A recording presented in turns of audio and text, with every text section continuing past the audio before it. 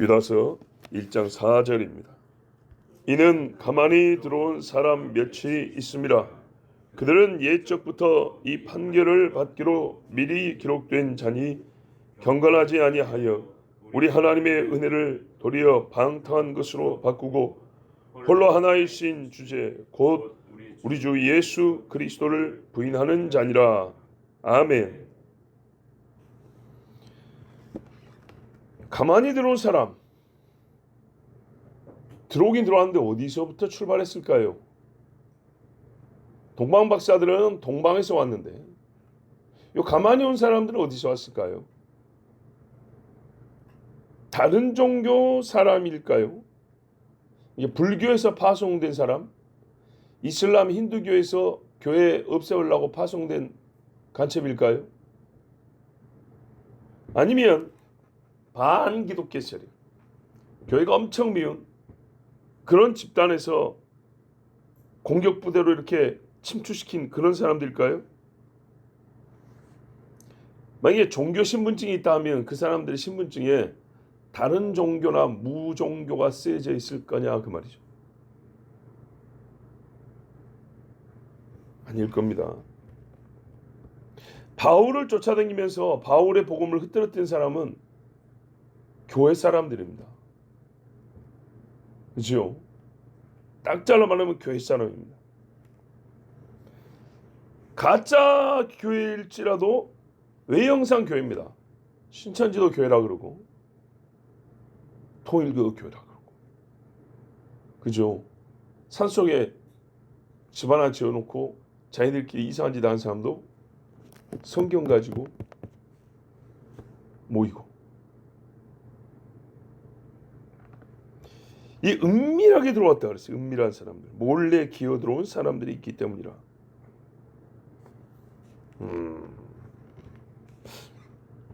그런데 여러분, 타 종교는 아닌데 다른 출신을 가지고 있다라는 것을 암시하고 있어요. 다른 출신, 아까 말씀드린 대로요. 십자가는 달아붙었는데 JMS에서 왔다든지 그런 거죠. 그런데 이제 더 놀라운 건 뭐냐? 처음부터 그 사람들이 하나님의 은혜를 전혀 모르는 사람이었으면 아예 타종교라고 다를 바 없다 그럴 거예요. 아마 JMS나 신천지 같은 데는 처음부터 거기는 이름만 교회지 실제로 교회가 아니다. 우리가 그래서 더 안 받아들이죠. 신천지 아웃 못 들어와 그러잖아요. 그런데 여기는요, 어제 말씀드린 대로 교회 포용성 안에 충분히 받아들여질 수 있는 사람들이란 말이에요. 신천지는 아무리 우리가 마음이 넓어도 받아줄 수가 없어요. 정명석 집단은 아무리 우리가 좋게 생각해도 절대 받아줄 수가 없어요. 근데 여기는요, 오면은 받아줘. 그럼 제가 좀 비유적으로 말하면요, 출애굽은 같이 했을 가능성이 크다 그 말이에요. 네. 그래서 같이 가요, 광야 이렇게. 같이 가고 있는 중이에요. 근데 가만히 보니까 고라가 거기서 생겼단 말이에요. 고라가 거기서 생겨가지고 출애굽도 같이 경험하고 만나도 같이 먹는데 거기서 생겨가지고 모세한테 가가지고 제사장 자리 좀 주라 그러자. 안 주면 엎어버리자. 이렇게 나온다는 거예요. 하나님의 은혜를 같이 받고 있어요. 그래서 우리가 며칠 전에 들었던 알곡과 쭉정이도 마태복음에 뭐라 했어요? 함께 자라게 두라. 같이 자란다니까요. 교회 설교 같이 먹고 큰다니까요. 쭉정이도 죄 짓는 빌미로 하나님의 말씀을 써먹어요. 알곡은 하나님의 말씀을 좋은 열매 맺는 데 써요. 그러니까 이 사람들, 가만히 들어온 사람은 뭔가 하면 소위 출애굽을 같이 경험했을 가능성이 큰 사람들. 은혜가 뭔지는 조금 알아요. 그래서 그 은혜를 빌미로 사람들을 더 끌고 갈 수 있는 사람들. 야, 나도 옛날에 이런 죄 짓는데 하나님 다 용서했어. 괜찮아. 그럼 어떻게 해요? 훨씬 더 마음 편히 죄 지을 수 있겠죠. 이렇게 끌고 간 사람. 불교인이 와가지고 기독교인한테 그거 해도 괜찮아 그러면은 잘 안 듣겠죠.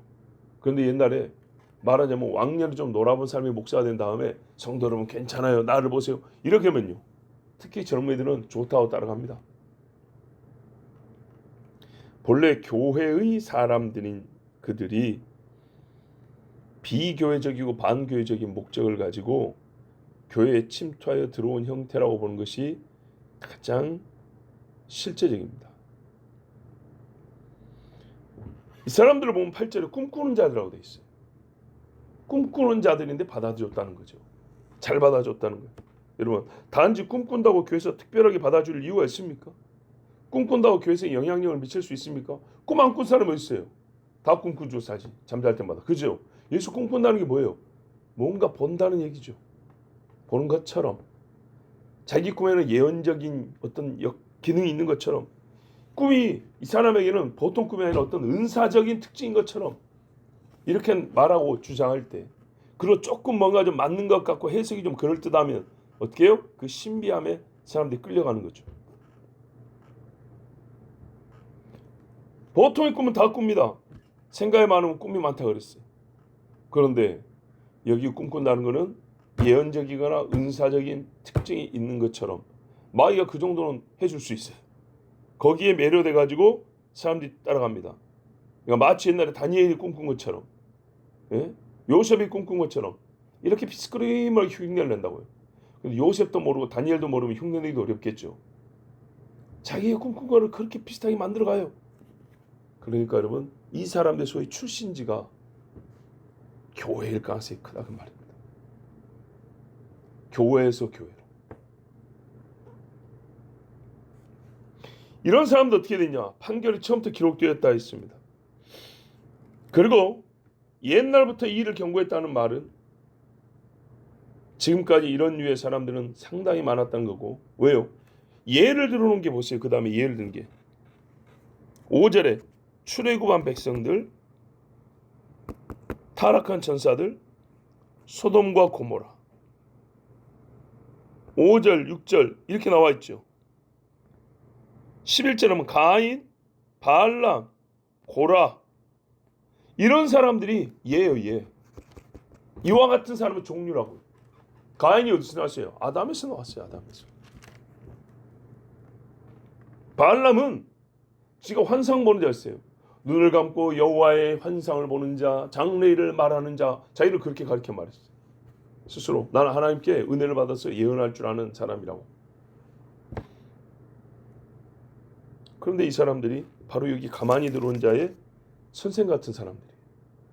예적부터 판결이 기록됐을 뿐만 아니라 실제로 예적부터 이런 사람들이 있었어요. 예나 지금이나 사람의 영혼은 똑같거든요. 그 똑같은 영혼들을 똑같이 타락시키고 속여서 끌고 가기 위해서 같은 방법, 같은 류의 사람들을 종으로 쓰는 게 사탄입니다. 이들의 항상 특징은 뭐냐? 경건하지 아니하다. 보십시오. 여기 출애굽에 광야에서 죽은 사람, 경건한 사람이 있다고 생각하면 손 들어 보십시오. 고라가 경건합니까? 발람이 경건합니까? 없죠. 한 명도 없어요. 가인이 경건합니까? 마귀가 경건합니까? 어린 반프로치도 없는 이야기죠. 출애굽 세대만 하더라도 욕심부린 세대, 하나님께 원망하던 자들, 모세가 며칠만 안 보여도 금송아지 세워가지고 이것이 하나님이라고 정말 마귀 종교를 만드는 사람. 불과 여러분 40일 만에 많이 잡아줘도 40일이에요. 그 안에 뭘 만들었다고요? 마귀 종교죠. 마귀 종교. 하나님이 율법 받자마자 마귀 종교를 만들었어요. 4절 후반부 우리 하나님의 은혜를 도리어 방탕한 것으로 바꾸고. 그들의 행위예요. 은혜를 방탕한 것으로 바꾸지 않은 게 하나도 없어요. 무슨 말이죠? 은혜가 먼저 있었다는 얘기예요. 어젯밤에도 말씀드렸지만 모든 사람은 하나님의 은혜의 바탕 위에서 삽니다. 하나님의 은혜로부터 삶을 시작합니다. 은혜가 없이 생명이 주어지지 않았고 은혜가 없이 태어나고 엄마 젖을 빨기 시작한 사람은 없습니다. 다 은혜로 생존과 존재 시작을 갖고 그 시작 뭔가는 존재 시작이 은혜로부터입니다. 그런데요, 지금까지 우리가 살아있다는 말은 은혜가 지금까지 지속되고 있다는 뜻이 겁니다. 눕고 자고 깨었으니 여호와께서 나를 붙드심이로다. 악인과 선인의 햇빛과 물을 똑같이 주시고 공기도 주시고. 하지만 여러분 우리가 솔직히 육체의 욕심도 함께 자란다는 것을 부인할 수가 없어요. 교회 다니지만 육체의 정이 없어지냐? 절대 안 그래요. 한마디로 돈. 태어나서 돈을 알기 시작할 때부터 죽을 때까지 돈으로 살아요. 안 그렇습니까? 그냥 먹고 사는 정도가 아니에요. 나이가 계속 들어가면서 쓰지도 못해요 이제. 그런데도 돈은 계속 늘리려고 그래요. 쓸 생각을 해야죠. 왜? 못 쓰니까 이제.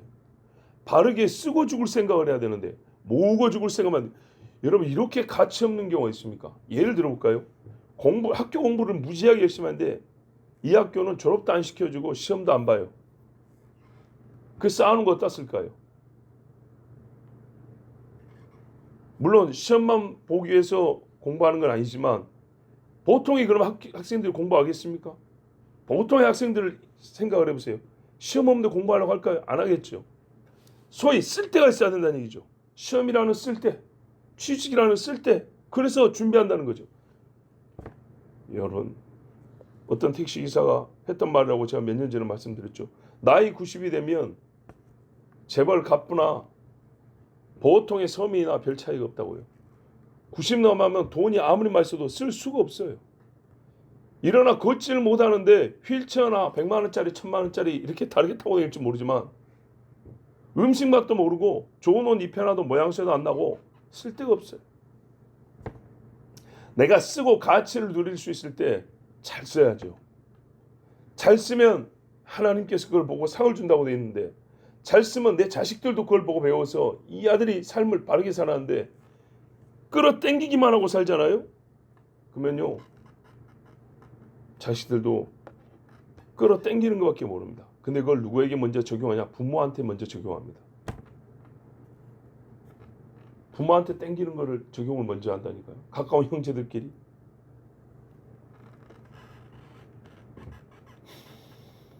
하나님의 은혜를 방탕한 것으로 육체 욕심이 자라가요. 그럼 교회는 뭐 하는 거냐? 첫째는 우리가 예수 믿고 구원받고 하나님께 영광 돌리는 그런 예배자로 살죠.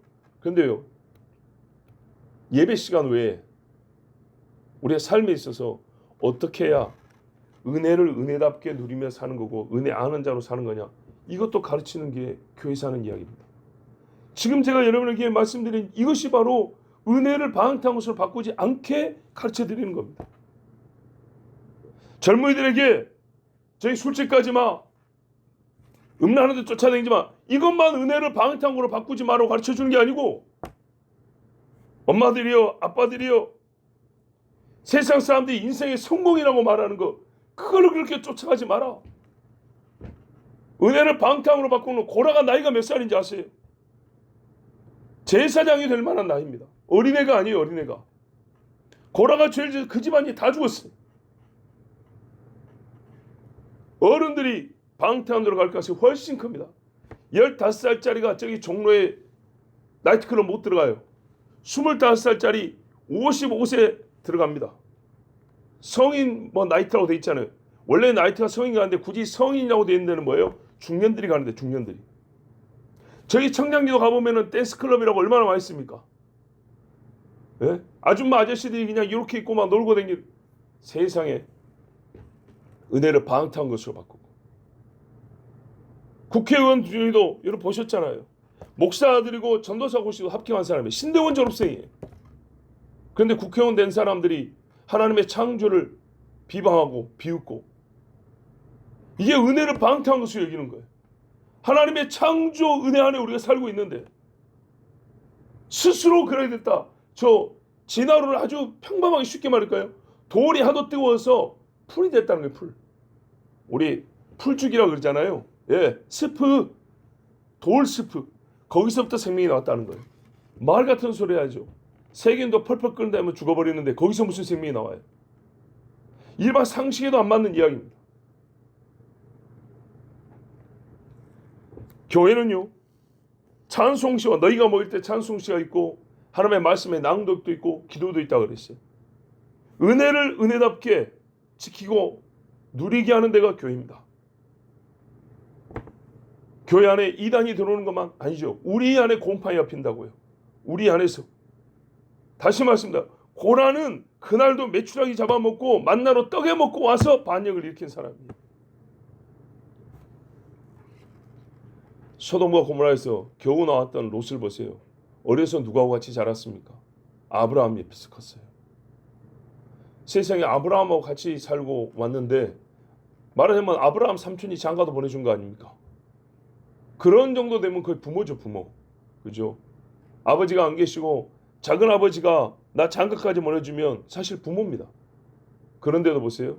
욕심내갖고 떠나가지고 나중에 뭐가 남습니까? 오히려 아브라함 집을 대적하는 자식들 낳죠. 왜? 은혜를 방탕으로 바꿨기 때문입니다. 교회에 들어온 이 사람들은 하나님의 은혜를 방탕으로 바꾸는데 드러내놓고 시작하진 않아요. 교회 와서 자 남성교회 처음 모임 갔는데 저를 회원으로 받아주셔서 고맙습니다. 제가 오늘 기념으로 술 한잔 사겠습니다. 처음부터 이렇게 안 합니다. 예. 서서히 점차적으로 하는데 서서히 점차적으로 악한 방향으로 끌어가는데 어떤 식으로 끌어가냐? 잘 들어보세요. 행위를 처음부터 말하지 않습니다. 이게 서서히 말한다 해서 잘 보십시오. 예를 들어서 물밖에 안 마시는 사람한테 남성교회를 그냥 예를 들게요. 새로 들어온 회원이 성도 이제 회원들이 전부 다 물을 넣고 원래 하는데 저를 이렇게 환영해 주셔서 고맙습니다. 제가 오늘 음료수 한 잔 사겠습니다. 그러면 전부 다 그러십시오. 고맙습니다 하면서 콜라 한 잔씩 이제 마셨어요. 그 다음 모일 때 조금 더 가지고 여기 콜라보다는 조금 독한데 이게 참 제가 외국에서 가져온 음료수인데 좀 좋아요. 한번 드셔보세요 했어요. 근데 마신 분들이 이제 장로님들이 근데 맛이 조금 알코올 냄새 나는 것 같습니다. 걱정하지 마지 알코올 아니에요. 그거 마셨어요. 그 다음에 이제 칵테일 같은 거 있죠. 과즙에다가 알코올 좀 섞어가지고 이렇게 막 선드는 거 색깔 여리거리니까 꼭 음료수처럼 보여요. 보통 술처럼 그렇게 독하지도 않아요. 그거를 한 대 마십시다니까 저번 마신 것보다 조금 돼. 이런 식으로 점점 늘려가냐? 그럴 수도 있어요. 근데 그거는 제표예요. 뭐 어떻게 하냐? 여러분 점차적으로 서서히 더해간다는 것이 행위로만 이렇게 하는 게 아니고요. 사실은 신학입니다. 신학. 네. 행동을 반복해가지고 익히는 그런 것이 아니고요. 마음을 뺏는 거기 때문에 신학적으로 타락을 시킨다 그 말입니다. 실제적으로는. 하나님의 말씀표입니다. 어제 말씀드렸잖아요. 술 취하지 말라는 데가 어디 있어? 아니 술 먹지 말라는 데가 어디 있어? 취하지 마라 그랬지. 신학적으로 타락을 시키면요. 마음이 달라지기 때문에 행동은 자동으로 나옵니다. 근데 마음이 보세요. 마음이 여기 고정된 상태에서 행동만 저쪽으로 끌고 가려면 자꾸 마음이 걸리기 때문에 잘 안 갑니다. 근데 마음을 이렇게 움직여주고 이만큼 움직여주면 행동은 자동으로 따라옵니다. 행동을 하다 보면 마음도 끌려가는 경우가 있지만 처음부터요. 신학적으로 하나님 말씀을 보는 눈, 해석 이거를 바꿔서 조금씩 끌고 가면 금세 따라옵니다.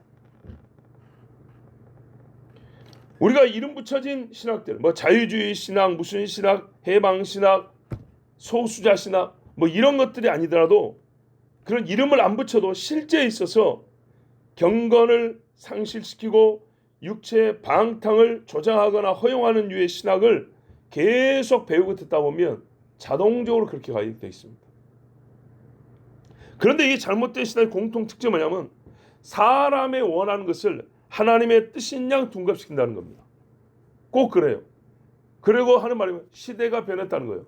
그래서 제가 물어봅니다. 시대가 변했다는 말이 하나님이 변했다는 얘기냐 사람이 변했다는 얘기냐. 사람이 변했다는 거예요. 어떻게 더 악하게. 근데 그거를 따라가 줘야 한다는 것이 이 보통 잘못된 신학의 공통된 특징이에요. 하나님이 말씀하셨다 이런 식으로 안 해요. 상황이 어쩌고 요즘에 누가 어쩌고 뭐가 어쩌고 출세가 어쩌고 꼭 이런 식으로 이야기를 시작해요. 그렇게 하면 처음부터 성경은 주어질 수가 없습니다. 타락한 세상에 성경이라는 자체가 폭탄입니다. 타락한 세상 이게 제거되어야 될 폭탄이라고요. 어느 시대고 사람에게 맞습니까? 성경이 안 맞습니다. 인간의 정의하고 안 맞다고요.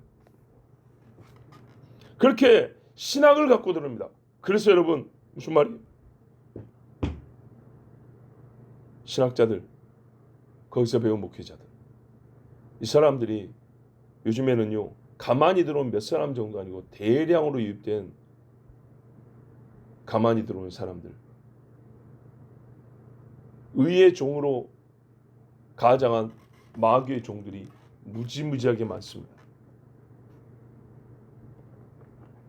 이 사람들은 뭐하냐? 홀로 하나이신 주제 곧 우리 주 예수 그리스도를 부인한다. 옛날 번역에는 어떻게 하면 유일하신 하나님과 예수 그리스도 둘 다 부인한다고 되어 있어요. 근데 우리 번역에는 예수님을 홀로 하나이신 주라고 해서 이제 이렇게 예수님만 부인한 것처럼 이렇게 묶어놨어요.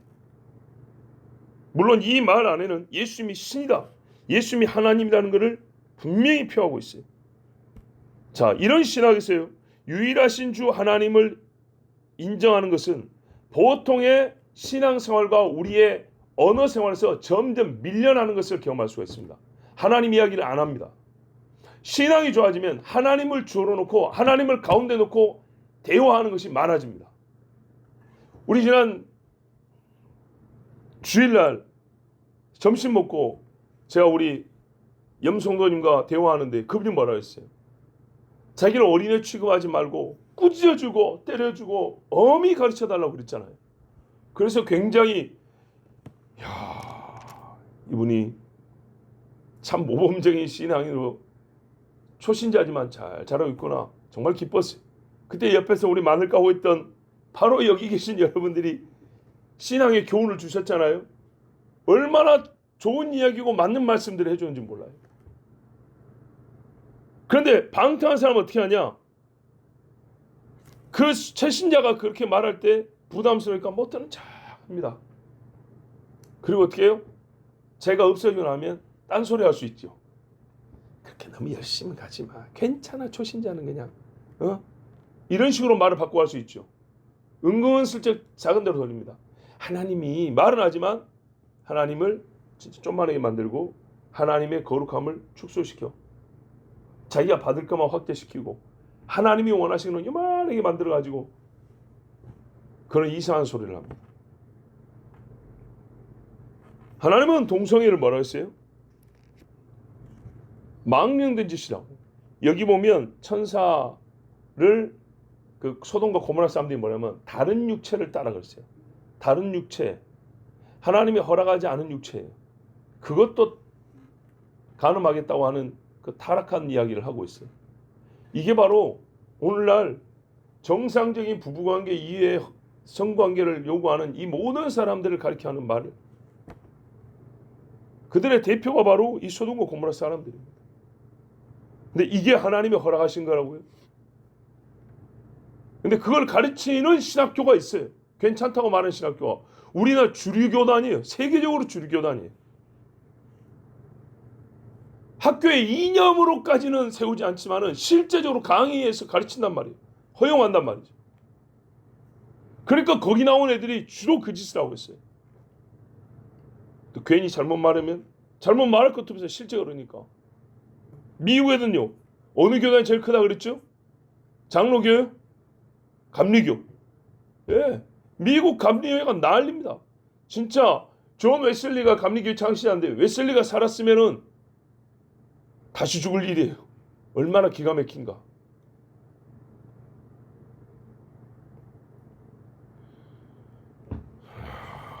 홀로 하나이신 하나님을 부정한다.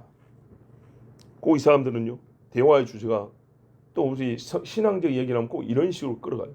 세상의 변화 속에서 기독교가 살아남는 법. AI 뭐 GPT인가 무슨 챗피티인가 사회에서 교회가 생존하는 법. 꼭 있던 기술적 강의를 하려고 그래요. 그럼 뭐라는 GChatGPT라고 말해요. 챗GPT? 이게 코로나 때부터 유행이었단 말이죠. 이 시대의 교회가 성도들을 뭐 가르치는 목회자가 목양을 위해서 챗GPT를 어떻게 활용할 것인가. 걔 떡같은 소리하고 자빠졌네 진짜. 그런 거 정말 소용없는 거예요. 보십시오. 사람의 영혼이 본질이 달라졌으면 거기에 적응을 해야겠죠. 사람의 영혼은 하나도 안 변했어요. 영혼이 시대에 따라 달라지지 않아요. 영혼을 위한 것인데 그따구 기술적인 것들이 무슨 필요가 있습니까? 하나님의 말씀을 갈수록 못 듣는 세대인데 기술적인 것을 가지고 교회에서 굳이, 그건 세상 사람들이 세상에서 막 화려하고 좋아하는 겁니다. 근데 그것이 아닌 이 세상을 살아가는 세상 사람들의 방식이 아니라 당신의 영혼을, 육체가 잠시 사는 이 세상에서 어떻게 밥 먹고 살 거냐, 남들에게 소위 뒤떨어져 살 거냐, 그런 기술적인 것이 아니고 당신의 영원히 사는 문제를 얘기해 주는 게 하나님 말씀이고 교회인데, 그럼 기술적인 것을 자꾸 가져와가지고, 근데 학자들이 그런단 말이에요. 새로운 이론들이 나오면, 예를 들면은 요하네스 칼빈과 요즘 시대의 과학주의 시대의 뭐뭐의 상호관계. 칼빈이 500년 전 사람인데 21세기에 나온 그 기술하고 뭔 상관인데 꼭 이렇게 연결을 시키려고 그래요. 자기가 수백 년 전 사람들을 연구한 것은 그때 당시에 순수한 신앙을 가지고 지금 그 신앙을 본받읍시다. 그때의 성경 해석법이 오늘도 유용합니다. 이렇게 말하는 게 아니라 오늘 나오는 새로운 이론들하고 자기가 전공한 걸 꼭 접목시켜서 나도 이 시대의 흐름을 좀 쫓아갈 줄 알아. 이런 식이에요. 이런 식으로 학자들이 연구하고 논문 발표를 해요. 그러면 거기서 학생들이 그대로 그런 공부 방법 하는 거하고 목회법을 배워갖고 와요. 그래서 똑같아요. 가을 음악회 하면 교회에서 가을 음악회 하고, 광장에서 월드컵 틀어주면 교회에서도 월드컵 틀어주고, 세상에서 뭐랄까요, 카페들이 많아지니까 교회 안도 카페 만들어 놓고, 진짜 뭐 이름 말할 것이 없습니다. 조명도 환하게 해서 볼 수 있을 정도면 괜찮은데 좀 큰 교회 가보세요. 무대 조명이 달렸어요. 무대 조명이. 그렇죠? 번쩍 빛과 번쩍. 이거 나이트클럽 같이 그렇게 만들어놨어요. 그게 왜 필요할까요? 어제 말씀드린 거 다시 한번 말씀드렸는데, 교회에서 무슨 찬양 축제, 찬양대 하면 평상시에 찬송은 입도 뻥끗 나는 사람들이 나비 넥타이 몰고 나와가지고 남성교 회원들 말이죠. 막 이렇게 뛰어다닙니다. 전부 다 가요들이에요.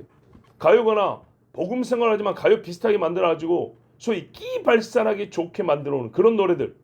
평상시에 그래도 교인이라고 얌전 떨다가 그런 날에는 아주 올라와서 발광을 떱니다. 여자분들도 마찬가지예요.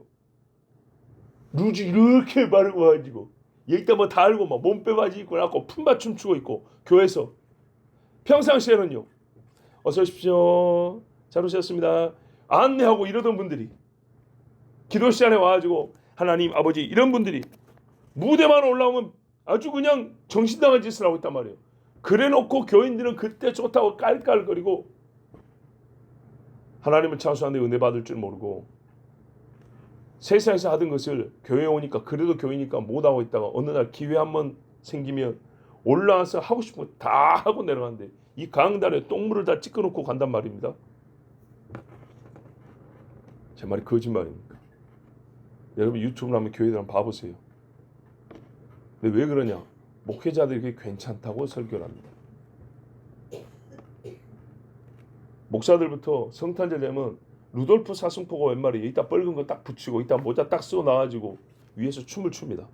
하나님을 찬양하는 것이 아니라 세상 캐롤 노래 틀어놓고 이상하게 춤을 춥니다. 그럼 소위 그 망가지는 거 보기 좋다고 교인들이 하하하 목회자들이 권위를 내려놓고 저렇게 망가져 줬다고.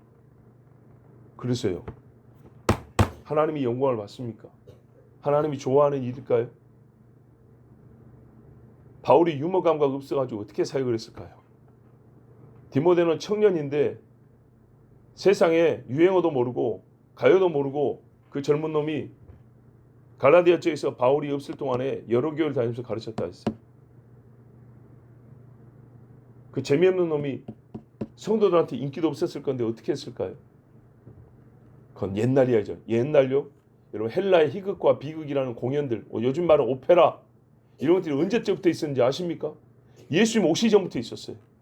그 공연장들 보세요. 마이크 없어도 저 멀리까지 소리가 잘 들리게 만들어 온 것들 보세요.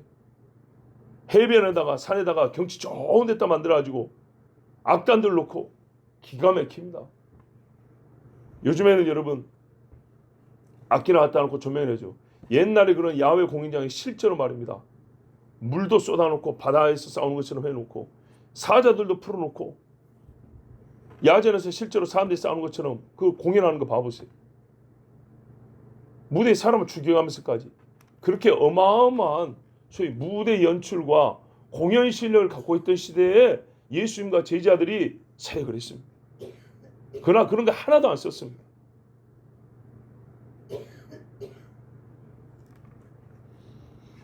각 시대별 유행하거나 중요시되는 관점이나 이론, 풍조를 쫓아가면서 신학이 시대에 뒤처지지 않아야 한다고 주장하는 사람들.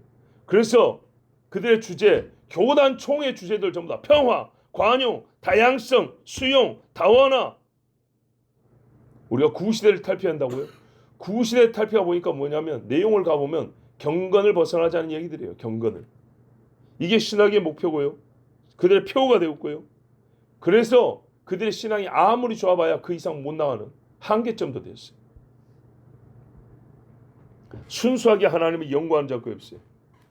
여러분 학문 있죠, 학문. 학문에도 순수과학이라는 게 있어요. 응용과학이라는 게 있고. 이게 뭐냐? 예를 들어서 수학과. 이거는 순수과학이에요. 물리학과. 그죠? 근데 이제 이게 응용을 분자생물학. 이렇게 나가는 거예요. 예. 생물학인데 이걸 이제 막 여러 응용해야 되는 거예요. 막 바이오 무슨 뭐 이렇게 막 이게 계속 요즘에는 왜 이렇게 학생 유행입니까? 취직자들도 돈이 된다는 거죠. 근데 항상요 순수 학문의 연구가 딸리면요 기술도 많이 발전 못합니다. 순수 학문의 연구가 있어야 됩니다. 근데 신앙은요 처음부터 순수 학문이에요. 순수 학문. 학문적으로 말하면 하나님에 대한 이야기예요. 신학 자체가 하나님 이야기. 하나님이 누구냐? 왜 그 이야기를 몇천 년 동안 똑같은 이야기입니까? 왜? 당신 한 사람이 몇천 년 못 살고 100년 부터 죽고 그 다음에 또 태어나고 또 태어나고 또 태어나니까 계속 가르쳐줘야 되는 거죠. 순전하게 하나님이 누군지를 묻는 자 많이 없어져 버렸어요. 그리고 다만 어떻게 하냐? 하나님과 세계와의 관계성 안에서만 하나님을 탐구한단 말이죠. 인간에게 하나님은 어떤 관계를 맺으시는가? 이 세상과 하나님은 어떤 관계를 맺으시는가? 그 관계성 안에서만 하나님. 이 세상이 없어도 하나님은 어떤 분이냐부터 가르쳐야 되는데 세상과 연결되어 있는 안에서의 하나님. 여러분 불신자에게 예수는 없고요. 신자에게는 예수가 전부일 것인데 가만히 들어온 자들은요. 예수님의 성육신에서부터 기적, 죽음과 부활 다 부정해버립니다. 소위 실존적 가치를 따져서 취사 선택합니다. 무슨 말입니까? 자기가 사는데 좀 도움이 되겠다 하는 것만 취한다는 얘기입니다. 초월적이며 신성에 속한 일들, 하나님의 말씀들, 예언과 계시의 말씀들 이거는요 듣기 싫어하고요 다 글쓴이가 상상해서 쓴 소설로 취급해버립니다. 기독교 신학자들이 그래요. 대부분의 신학자들에게 욥은 실존인물이 아닙니다. 다니엘도 실존인물이 아닙니다. 이성의 한계 내에서 종교를 만드는 겁니다. 예수님이 하나님의 영원한 아들인 것과 그분이 창조했으며 구원하시고 심판하신다는 모든 성경의 예언과 가르침을 사람이 만든 종교 체계 안에서 이해하고 받아들입니다. 다시 말해서 사람이 만든 그 종교를 유지하기 위한 그 종교의 자기보호 시스템, 자기 형상 유지장치 정도로 여기는 겁니다. 무슨 말이냐? 기독교라는 세계 안에 내가 살고 있잖아요. 기독교 집단 안에. 그러면 예수님은 어느 정도의 모양을 좀 유지해 줘야 되는 거예요. 그래서 본인들이 예수님을요 조명 비추고 지지대에 세워가지고요 그 정도는 좀 계시해 줘야 된다니까. 그래야 우리가 크리스텐돔 기독교 세계라는 이 세계 안에서 우리가 자리 잡고 살 수 있다니까. 여호와 하나님과 예수 그리스도가 함께 믿어지거나 함께 부인되는 사실 여러분 잊으면 안 됩니다. 오늘 본문에 그랬죠. 유일하신 하나님, 우리 번역에 좀 문제 있다 했어요. 유일하신 하나님 그리고 주 예수 그리스도. 삼위일체란 용어는 없어도 이런 데서 알 수 있어요. 아버지가 없는 아들이 없고 아들을 통하지 않고 아버지를 바로 알 수 없고 갈 수도 없습니다. 상호보완이 아닙니다. 상호보완이라는 것은 사람이 만든 이론이나 장치에나 어울리는 개념이지 성부와 성자의 관계에 대해 설명하는 용어는 못 됩니다. 상호보완이 아니고요. 한 분이에요. 한 분. 한 하나님이에요. 우리는 가만히 들어온 자들의 최종 목표가 바로 이 한 분 하나님에 대한 부정, 삼위일체를 깨뜨려버리고 성부 예수님을 어떻게 해요? 인성과 신성을 나눠버리는 이런 이 사람들의 최종 목표가 뭔지 이 한 절에 다 됐어요. 결국은 하나님 없애버리는 거예요. 이름은 남았어도 성경의 하나님을 없애버리는 거예요. 그래서 최고의 시험 문제도 바로 이것이라는 걸 우리가 바로 알아야 돼요. 내 신앙이 살고 죽는 것은 하나님에 대한 이해입니다. 그렇죠? 그리고 이 사람들도요, 의심스러우면 이걸 물어봐야 돼요. 성부 하나님과 예수가 무슨 관계입니까? 옛날에 청년들 가르칠 때도 자기 식구 중에 신천지에 있는 사람이 있다고 그랬어요. 그래서 엄마가 그래서 이 아들이 가는데 토론을 해야 되는데 복잡한 거예요. 그리고 말 잘하는 청년이 한 명 더 붙었어요. 둘이 가가지고 이제 설득해 보겠다고. 그때 제가 그랬어요. 삼위일체 하나님을 믿느냐고 물어봐라. 하나님이 누구냐고 물어봐라. 거기서 바로 판가름 날 것이다. 얼마나 신앙 체계가 다른지. 여호와 하나님과 예수 그리스도는 무슨 관계인지, 신성의 동일 본질로 연합되어 있는 한 분 하나님의 두 위격임을 부정하는 사람이라면 그는 바로 이 4절에서 말하는 가만히 들어온 자입니다. 정죄받는 자들입니다. 여러분, 고급 신학 수학 경력을 자랑하면서 나 어디 신학교 나왔다, 무슨 학위 받았다, 성도들은 알아듣기 어려운 용어를 쓸데없이 자주 말하면서 교회가 아직 이런 신학은 수준이 나서 받아들이면 꼭 신학교 하면 뭔 말인지 아십니까? 신학자들이 비성경적인 이야기를 하고 나서 아직 한국 교회는 이거를 수용할 정도가 안 돼. 한 20년쯤 지나 있다고 말합니다. 우리가 무식하고 우리가 구시대 사람이라서 성경은, 예를 들면 성경은 동성애를 허용하는데 한국 교회 이 풍토가 이거를 옛날에 유교적 바탕이 있어가지고 받아들이지 못하는 것처럼, 예를 들자면 말이죠. 뭔가 한국 교회가 구시기하고 맞받아들이는 것처럼 때가 되면 깨우침이 있어서 받아들이겠지, 이런 식입니다. 아니에요. 성경의 명시적 진리를 부정하고 급기야 하나님의 존재와 신성에 속한 모든 속성을 부정하는 자, 예수의 하나님 되심을 부정하는 자, 그리스도 되심도 부정하는 자, 성부 성자 한 분인 걸 부정하는 자, 이 사람들은 다 가만히 들어온 사람들입니다. 마지막으로 한 번 더 말씀드립니다. 이 사람들은 타종교인이 아닙니다. 가만히 들어온 사람은 타종교인이 아닙니다. 물론 있을 수 있죠. 제가 지금 말하는 중심 요지를 여러분 잘 기억하십시오. 은사 중심의 신앙인은 혹 있을 수 있습니다. 와가지고 은사만. 그런데 이 가만히 들어온 자들 안에서 보자면 하등 계급에 속하는 사람 정도입니다. 진짜 윗대가리들 뭐냐면 신학을 갖고 노는 사람들입니다. 신학을. 진정 하나님과 예수 그리스도를 부정하는 가만히 들어온 자는 교회를 생활 배경으로 가진 자들입니다. 교회 안에서 큰 사람들, 교회에서 밥 먹는 사람들. 그러나 사람이 만든 잘못된 신학을 열심히 배운 자들 중에 많습니다. 그 신학자와 목회자들이 대부분입니다. 고라가 레위 지파입니다. 레위인입니다. 율법을 가르치는 사람입니다. 발람이 여호와의 선지자로 불렸던 사실을 잊지 마시고 가룟 유다가 한때 사도라고 불렸던 것을 잊지 마십시오. 가만히 들어온 자 중에 제일 대표적인 대가를 할 거면 가룟 유다인데, 가룟 유다가 뭔 일을 했습니까? 어디에 있었습니까? 제자들이 아무도 몰랐어요. 사탄이 이렇게 들어와 있다는 걸 똑같이 배웠습니다. 예수님을 팔았습니다. 가만히 들어온 사람은 이런 사람들입니다. 눈을 뜨시고 정말 내가 경건을 추구하는가, 사람을 따라 불경건을 따라가면서 하나님을 부정하는가, 잘 자기 자신을 확인해 보십시오. 기도하겠습니다. 하나님 감사합니다. 오늘도 구름같이 허다한 자들을 불러주시고 정말로 한 집안을 위하여 기도하는 주의 귀한 딸들을 모아주시고 할아버지와 손자의 3대를 다 모아주셔서 마치 전 교인의 축소행과 같은 이 무리들 속에 다시 한번 가만히 들어온 자에 대한 경계의 말씀과 우리 신학의 온전함을 확인할 수 있는, 그 온전함을 찔러서 확인할 수 있는, 붉은 피아노인지 썩은 피아노인지 찔러볼 수 있는 말씀의 검을 주셔서 감사합니다. 아버지 하나님, 살고 싶습니다. 은혜 안에 살고 싶습니다. 진리 안에 살고 싶습니다. 사도 바울과 여러 사도들이 교회를 향해 인사할 때마다 그리스도 예수로 구원을 받고 진리 안에서 행하고 하나님의 은혜 가운데 서 있는 자들하고 불렀던 그 이름에 합당한 삶을 살고 싶습니다. 도와주시옵소서. 우리의 마음을 깨끗하게 하시고 우리의 연약한 손과 발을 붙들어 주셔서 결코 세상의 똥물 가운데 빠지지 아니하도록 빛나고 맑고 고든 진리의 길을 걸어갈 수 있도록 주님 붙잡아 주시옵소서. 예수 그리스도 이름으로 기도하옵나이다. 아멘.